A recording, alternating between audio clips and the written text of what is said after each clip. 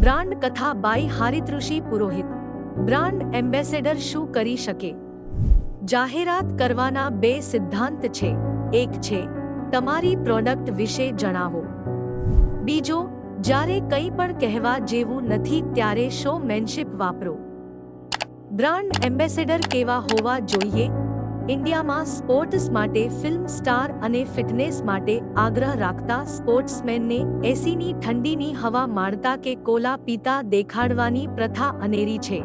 ક્યારેક તો સાવ અલગ જ દુનિયાની બ્રાન્ડ અને વુડન ફેસ સ્પોર્ટ્સ પર્સનને એવી બ્રાન્ડ સાથે જોડવામાં આવે છે કે જેનાથી બ્રાન્ડની વેલ્યુ વધવાની બદલે ઘટી જાય છે।